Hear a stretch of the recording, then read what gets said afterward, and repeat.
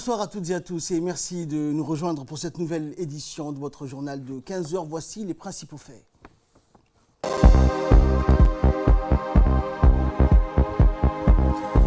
Infrastructure portuaire, Djibouti réaffirme sa position constante et refuse la dernière décision de la Cour de Londres.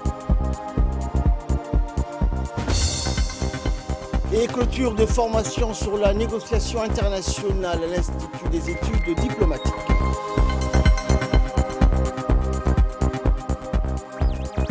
Et en Russie, le gouvernement démissionne. Poutine propose un nouveau Premier ministre. Bonjour et bienvenue dans cette nouvelle édition. Par un communiqué de presse en date du 14 janvier 2020, le groupe DP World a annoncé qu'un arbitre unique statuant sous l'égide de la London Court of International Arbitration a rendu le 10 janvier 2020 une nouvelle sentence dans le conflit qui l'oppose à la République de Djibouti à la suite de la résiliation du contrat de concession du terminal à conteneurs de Doralé intervenu le 22 février 2018. Cette décision n'est pas surprenante, elle n'est que la conséquence des stipulations inique de la concession qui obligerait un État souverain à passer outre sa loi nationale, à redonner vie à la concession résiliée pour des motifs concernant l'intérêt supérieur de la nation et ce, au profit exclusif d'une société étrangère. La République de Djibouti ne saurait en aucun cas accepter une telle décision rendue dans une procédure à laquelle elle n'a pas participé et qui bafoue les règles de droit international. Ces règles permettent à un État souverain de résilier tout contrat pour un motif invoquant donc l'intérêt supérieur de la nation, moyennant le versement d'une juste indemnisation. Dans ce conflit, la République de Djibouti réaffirme sa position constante depuis février 2018.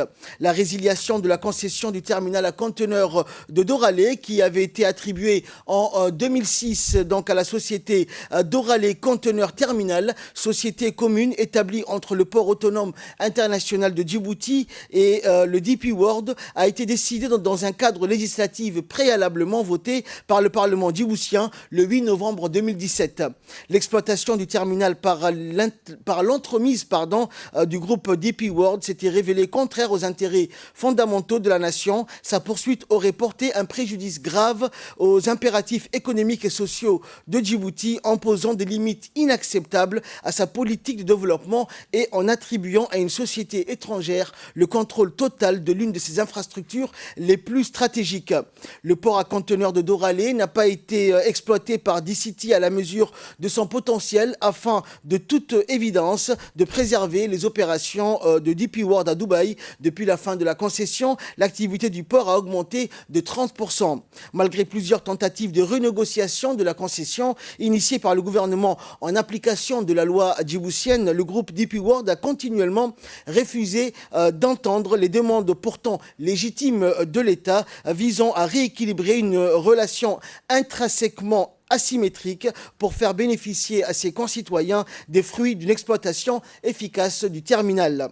Plutôt que de se conformer aux droits djiboutiens et d'accepter les propositions de l'État tant au stade de la renégociation du contrat qu'à celui de l'indemnisation post-résiliation, le groupe DP World a préféré initier une véritable guérilla judiciaire et médiatique à l'encontre de la République de Djibouti comme de ses partenaires.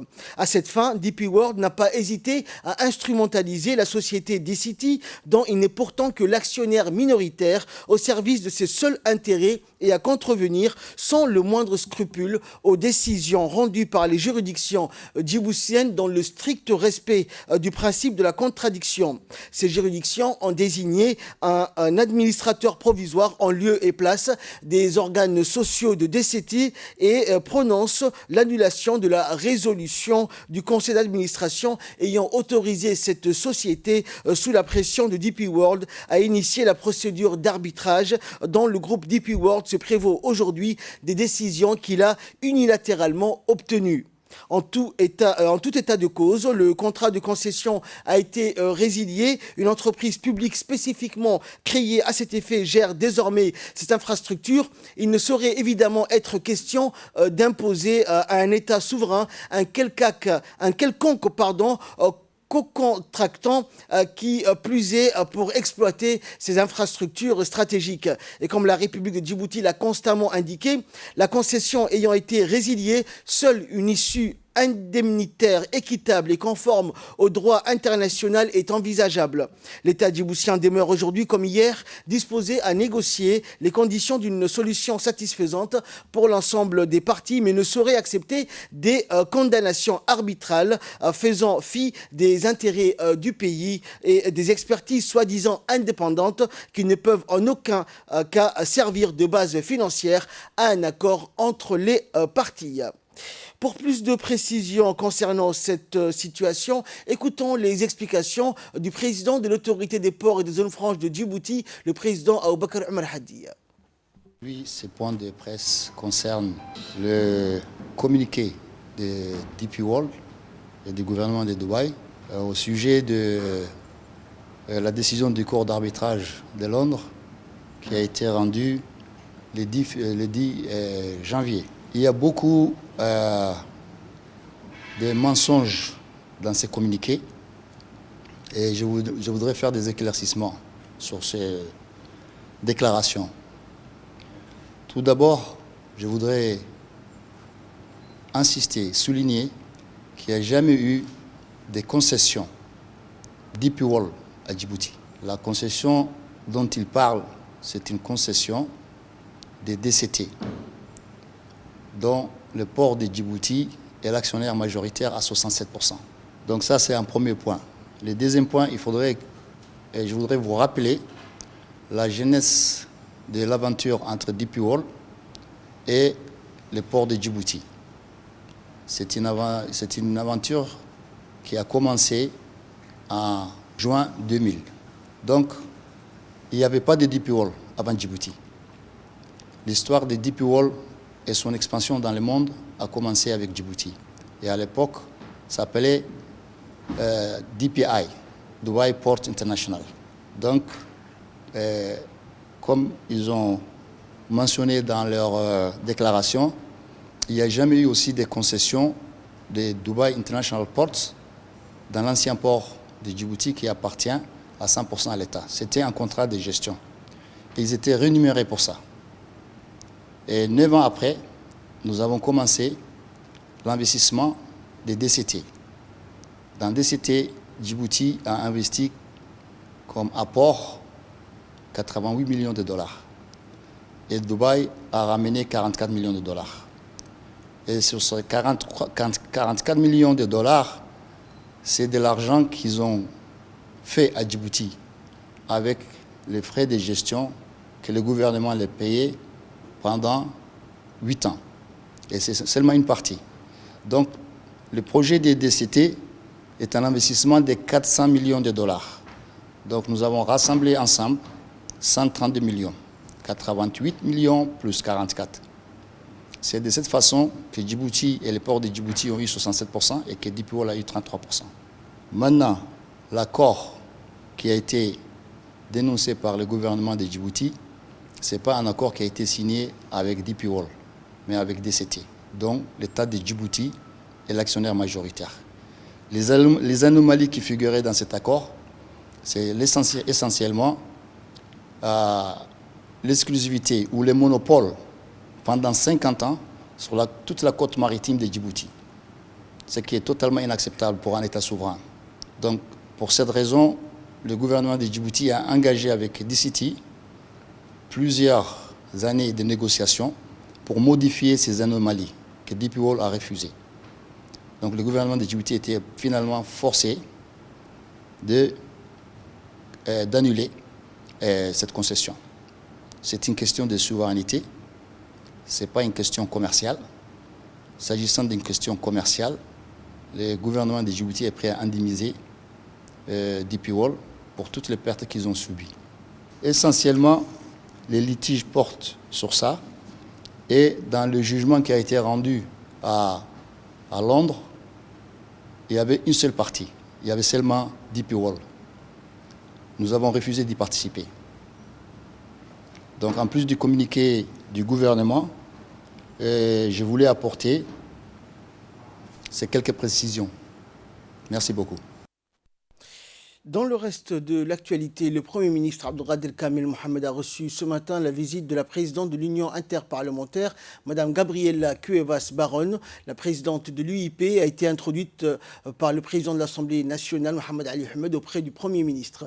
Les discussions entre le Premier ministre et la présidente de l'Union interparlementaire ont porté sur les voies et moyens de renforcer la coopération et les partenariats entre Djibouti et l'UIP. Le Premier ministre a souhaité la bienvenue à la présidente de l'UIP, Gabriela Baron, qui l'a remerciée pour son accueil malgré un emploi du temps chargé. L'Union interparlementaire est une organisation internationale qui est composée de la quasi-totalité des parlements du monde, dont le Parlement djiboutien. Elle agit pour le renforcement de la diplomatie parlementaire et le rapprochement entre les peuples. Et ce communiqué donc nous parvient du ministère du Logement cette fois-ci, le ministère du Logement qui a organisé aujourd'hui donc un atelier de présentation du rapport de diagnostic et la vision stratégique du développement urbain de Balbala Nord. Une étude donc réalisée par le bureau d'études internationales Chaos ont été conviés à cette réunion animée par ces spécialistes en études urbaines, tous les départements sectoriels. Et dans le cadre de la mise en œuvre du programme Zéro Bidonville, la restructuration des quartiers précaires, il est recherché à travers cette étude la restructuration des quartiers précaires, l'amélioration des conditions de vie et la valorisation des potentiels de Balbala Nord. À titre d'information, Balbala Nord abrite 60% de la population de la capitale et ce depuis 1997. Sa population est passée de 126 000 à 280 000 environ, en doublant ainsi la nécessité de logement. L'utilisation du sol est en prévalence résidentielle. 43% du territoire de Balbala Nord, 31% de l'habitat est de type précaire. Les équipements publics n'ont pas une distribution homogènes et sont insuffisants. Les activités économiques sont très limitées et correspondent surtout à des activités logistiques, garages et aires de vente. En outre, la persistance d'un déficit important en logement décent, une faible production de logements sociaux et le manque d'une gestion foncière durable ont engendré un phénomène d'occupation anarchique des terrains pour l'habitat. C'est pourquoi la situation de l'habitat est préoccupante avec des constructions précaires en tôle, en bois et peu seulement en dur. Aussi à Balbala, les espaces publics communautaires sont insuffisants avec notamment peu d'espaces verts aménagés et d'aires de jeu pour les jeunes. L'objectif final recherché ici est de transformer la ville dortoir en une ville dynamique, une zone accessible, dotée de qualités urbaines et un territoire attractif pour les activités économiques. Le ministre des Affaires étrangères et de la coopération internationale, Mohamed Ali Youssouf, a présidé ce matin la fin de formation sur la communication interculturelle et la négociation internationale qui a eu lieu à l'Institut diplomatique de Djibouti. La formation sur la communication interculturelle et la négociation internationale est une formation qui est organisée en partenariat avec l'IGAD, toujours soucieuse de la performance de son personnel, dans le but de servir efficacement ses États membres à atteindre les objectifs d'intégration économique avec le financement de l'Union européenne. Une formation sur la négociation est vraiment une question transversale. Elle est utile dans tous les domaines et à tous les niveaux nationaux, régionaux et internationaux. En participer donc à cette formation des cadres de l'administration publique. La cérémonie de clôture a vu la participation du directeur général de l'Institut des études diplomatiques, Moussa Ali Megag, du directeur de l'agriculture et de l'environnement de l'IGAD, qui est actuellement secrétaire exécutif par intérim de l'IGAD, Mohamed Moussa Mohamed, de l'ambassadeur de l'Union européenne à Djibouti, Aiden O'Hara. Une question transversale. Elle est utile dans tous les domaines et à tous les niveaux, que ce soit national, régional et international. Pour l'IGAD, elle est au cœur de son ADN et fondamentale pour la protection et la défense des intérêts de ses États membres comme un outil indispensable, raison pour laquelle il s'avère de doter au personnel à son service le rudiment dans ces domaines. Notre institut est, comme vous le savez, devenu une institution régionale de l'IGAD et prendra en charge désormais les questions de renforcement des capacités pour appuyer aussi bien le personnel du secrétariat de l'IGAD que c'est des États membres en termes de formation, de recherche et de brainstorming, ce qui façonnera sûrement par la négociation les dimensions institutionnelles, économiques et sociales d'un secrétariat de l'IGAD revitalisé. Pour l'Institut, l'Union européenne est un partenaire de premier plan. et nous sommes heureux qu'elle continuera à soutenir notre institut dans son nouveau statut. En effet, la formation est un outil qui est au cœur de l'activité de l'IGAD, toujours soucieuse de la performance de son personnel dans la vue de servir efficacement ses États membres à atteindre les objectifs d'intégration économique régionale.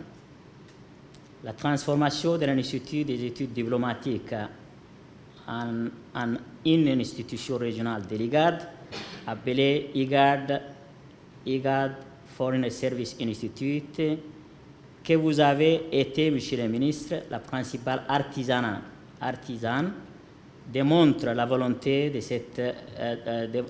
de votre gouvernement à appuyer pleinement les processus d'intégration économique régionale. Je voudrais ici vous assurer, Monsieur le ministre, au nom du secrétariat de l'IGAD, à celui de son secrétaire exécutif et à mon nom propre, que cette institution, avec sa transformation régionale, continuera à répondre à vos besoins encore davantage qu'elle ne l'est aujourd'hui. Écoutons à présent l'intervention de l'ambassadeur de l'Union européenne à Djibouti, Aiden Ouattara. Donc, amis de Djibouti, l'Union européenne, en finançant ces formations, souhaite modestement aider votre pays à mieux défendre ses intérêts au bénéfice d'un développement équitable et durable. En effet, une partie non négligeable de la coopération entre l'Union européenne et la République de Djibouti est l'appui institutionnel. Cet appui nous permet d'apporter un soutien financier à la réalisation de ces séminaires pour encore renforcer la diplomatie djiboutienne. Dans un environnement régional et international complexe, il est essentiel pour l'avenir de Djibouti que son administration publique soit la plus performante possible, notamment dans les négociations internationales. Une des particularités qui rend ce projet unique est qu'il transpose les principales politiques de l'Union européenne, telles que la coopération régionale, l'intégration, la société de l'information, les communications, dans un pays en développement comme Djibouti. Et à présent, écoutons l'intervention du ministre des Affaires étrangères et de la coopération internationale, porte-parole du gouvernement, qui a indiqué que cette formation avait pour but de servir efficacement ces États membres de l'IGAD à atteindre les objectifs d'intégration économique avec le financement de l'Union européenne. On écoute le ministre Mahmoud. A fortiori, la formation de nos diplomates et des cadres de la région devient pour nous une grande priorité. Le séminaire de l'IGAD, en partenariat avec la délégation de l'Union européenne à Djibouti, a organisé un certain nombre de rencontres dont ont bénéficié les fonctionnaires et les cadres d'abord djiboutiens, et nous espérons dans un proche avenir les diplomates et cadres des pays de l'IGAD. Ces séminaires s'inscrivent dans cette nouvelle approche qui vise à renforcer donc la capacité de ces décideurs dans le cadre des négociations internationales. Et l'efficacité vient, comme le disait l'ambassadeur Ouattara,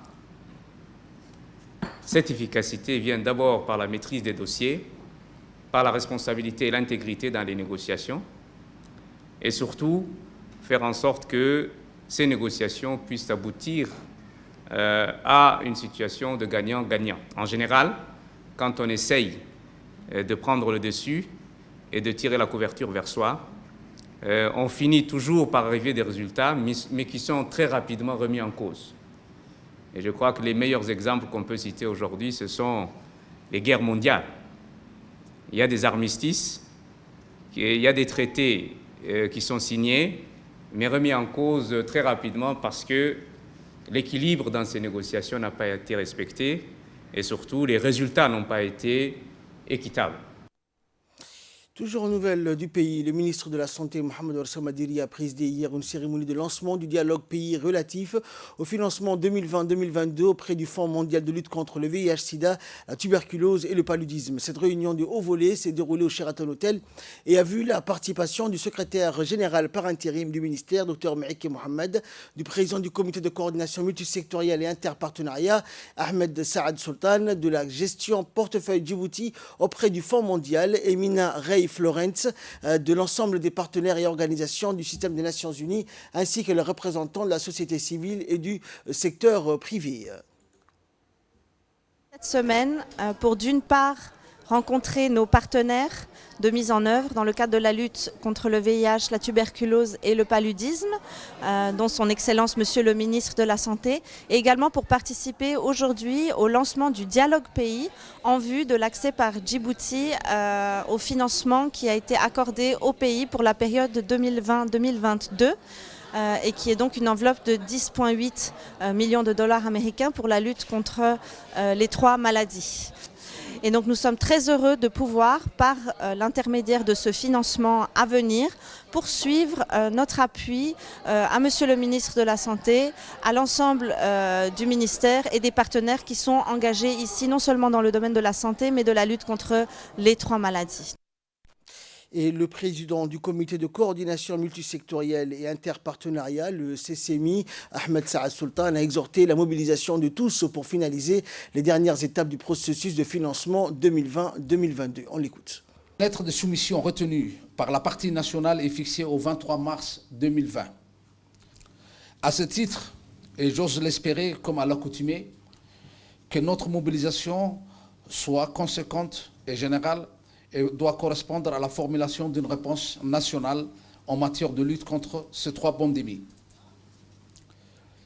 Dans les prochains jours, la coordination nationale, en sa qualité, va s'atteler à mobiliser tous les acteurs et toutes les parties impliquées, qu'il s'agisse du ministère de la Santé, des autres partenaires ministériels, des partenaires techniques et financiers, et des associations et organisations communautaires et des populations clés, dans une démarche concertée par des consultations et des plaidoyers sur les activités et interventions planifiées dans le cadre de la lutte contre ces 3 maladies.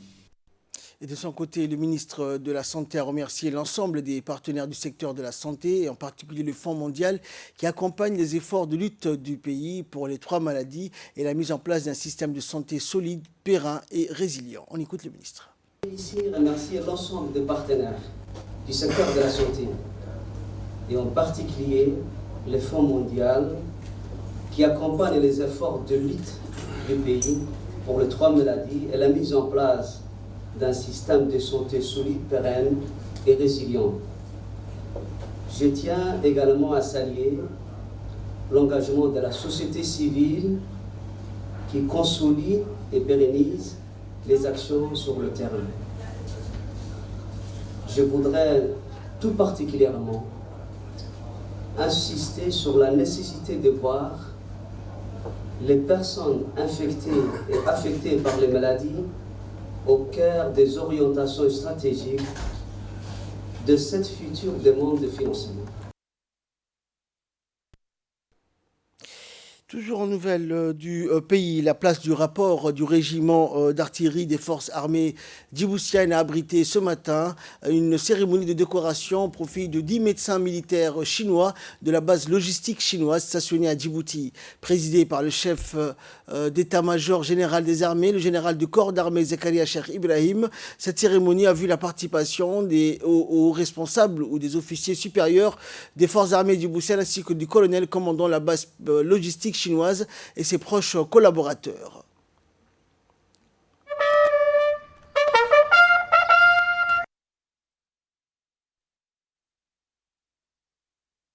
Accueilli à son arrivée Le chef de corps du régiment d'artillerie, le colonel Mohamed Hersi et le colonel-major Mohamed Kayad Guelleh, chef de la division logistique, le chef d'état-major a effectué la revue des troupes, puis a rendu les honneurs au drapeau à travers la levée des couleurs. Comme il est de tradition, officiers, sous-officiers et militaires de rang se réunissent chaque jeudi à la place du rapport pour assister à la levée des couleurs. Ainsi, le général Zakaria Cheikh Ibrahim a tenu à participer à ce cérémonial et par la suite, le général s'est adressé à la troupe pour leur expliquer l'objectif de sa visite.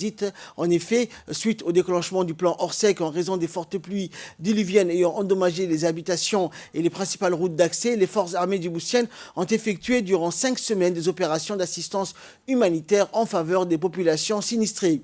À cet effet, animés d'un sentiment de fierté et de courage, les militaires de la Marine nationale se sont parfaitement illustrés dans leur secteur assigné, à savoir le quartier 7 et ses environs, en s'attelant à pomper les eaux usées des maisons, creuser des tranchées et pour l'évacuation des eaux stagnantes, nettoyer et déblayer les rues, déboucher les égouts, débarrasser les ordures et détritus et surtout rassurer les personnes les plus démunies de leur soutien sans faille. Ils n'ont ménagé aucun effort pour secourir les populations vulnérables. Satisfait du devoir accompli, le général Zakaria Cheikh Ibrahim a voulu particulièrement leur adresser ses félicitations et les a exhortés à fournir davantage où le besoin se fera ressentir.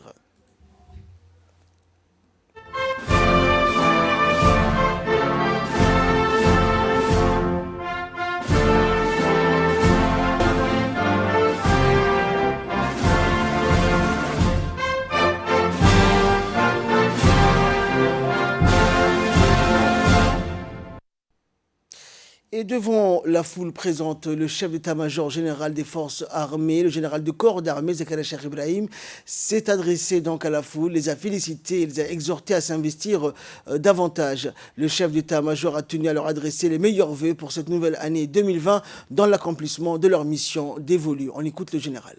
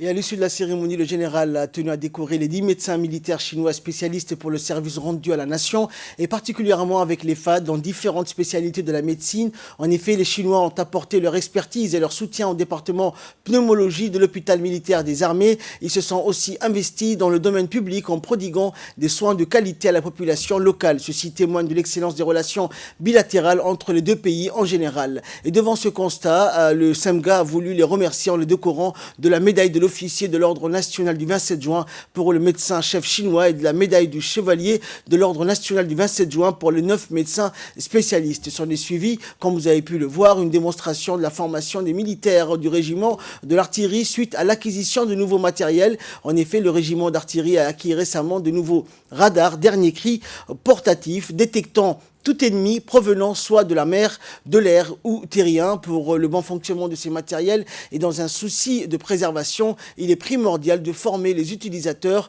Cette formation a été faite par les experts chinois et en outre un exercice de sol-air a été illustré. Il est à noter que l'unité sol-air est nouvellement créée et constitue l'un des objectifs du haut commandement militaire. Le collège de Boulaos, en collaboration avec la sous-préfecture du 1er arrondissement, a organisé un atelier de sensibilisation sur l'implication des parents dans le suivi scolaire de leurs enfants. Cet atelier de sensibilisation a été présidé par le sous-préfet du 1er arrondissement, Abdi Hassan, et la principale du collège, Hawa Awal Osman, en présence des parents et des responsables du conseil des quartiers. Cette occasion s'inscrit dans le cadre des efforts déployés par la direction du collège de Boulaos visant à lutter contre le délit de la délinquance parmi les élèves de cet établissement d'enseignement. Au cours de cet atelier, les participants ont pu discuter des voies et moyens efficaces pour relever les défis qui entravent le processus éducatif. Il convient de noter enfin que l'administration du collège de Boulaos a des cours supplémentaires à l'extérieur pour améliorer les capacités et les compétences des étudiants dans la matière de langue française. Un cours de soutien, vu que certains parents ont des difficultés à se payer les frais de cours de soutien, nous allons nous engager à ce que ces jeunes-là soient pris dans les CDC, main en main propre avec le responsable de CDC, afin de renforcer leurs capacités. L'Association pour la solidarité et l'écologie de Dikil a organisé au CEM de Dikil une cérémonie de don d'une quinzaine d'élèves, des habits uniformes et des manuels pédagogiques pour les élèves dont les parents souffrent d'handicaps mentaux. Et en effet, cette cérémonie a vu la participation de nombreux responsables du corps éducatif, dont l'inspecteur régional de l'éducation, Walsam Omar, et le principal du collège, ainsi que des représentants régionaux du ministère de la Solidarité et de nombreux parents d'élèves. À cette occasion, après la distribution des uniformes et des manuels scolaires, l'inspecteur régional et le principal du CEM, ainsi que les parents d'élèves, ont tour à tour remercié l'association ACED pour cette noble action et ont exhorté d'autres acteurs sociaux à faire de même au profit des enfants dont les parents sont des personnes à besoins spéciaux. On fait appel à tous les ONG, associations ou les parents d'élèves qui ont quelque chose, à ce qu'ils prennent en charge les enfants démunis, que ce soit en uniforme ou bien les frais de scolarité. Donc, nous remercions l'association de l'ACED. Merci.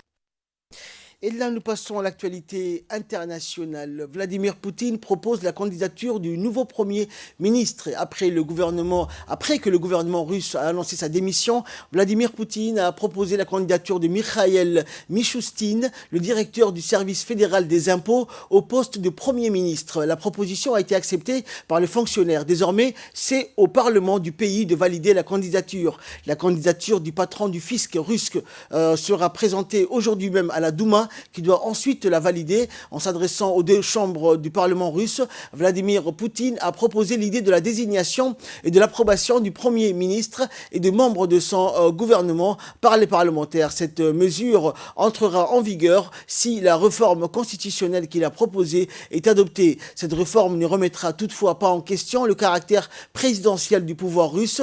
Dmitri Medvedev a annoncé lors d'une réunion avec le chef de l'État que le gouvernement démissionnait dans son ensemble. Cette déclaration a été faite après que le président a énuméré dans son message à l'Assemblée fédérale toute une série d'amendements fondamentaux à apporter à la Constitution. Et plus tard dans la soirée, Poutine a signé le décret portant sur la démission du gouvernement. Il entre en vigueur le jour de sa signature.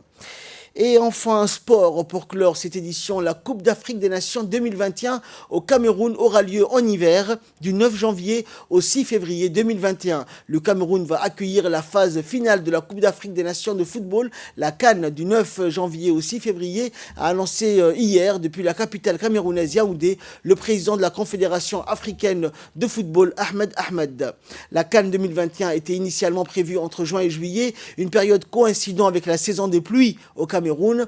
Pour cette raison notamment, le Cameroun avait formulé la demande d'avancer l'organisation de la compétition. La CAF, après une visite d'inspection conduite par son président depuis lundi dernier, a finalement fixé les nouvelles dates de cette rencontre importante du football africain. En novembre 2018, la Confédération africaine de football avait retiré l'organisation de la CAN 2019 au Cameroun, entre autres raisons pour l'incapacité de ces derniers à mettre en place les infrastructures sportives adéquates. C'est tout pour ce journal. Merci de l'avoir suivi et excellente journée sur Télé Djibouti.